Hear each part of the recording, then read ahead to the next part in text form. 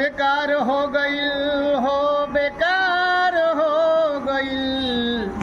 तो शिक्षक नियमावली देखी मनवा मोर बेकार हो गईल।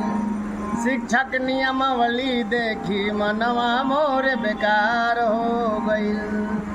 अरे लागता अब की हो जाई हमनी साथे धोखा, लागता अब की हो जाई हमनी साथे धोखा।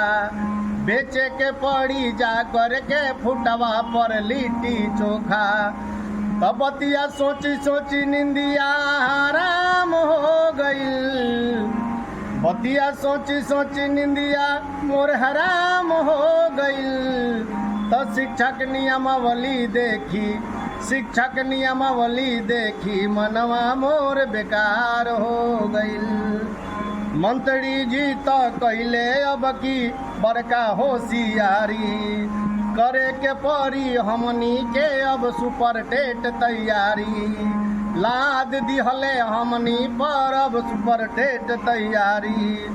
अरे कतना बेदर्दी वाला काम हो गईल,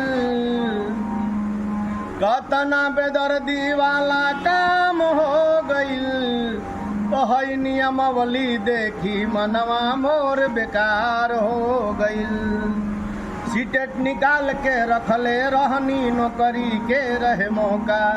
अरे मारी दिहला चाचा जी फेरू तू गलती चौका।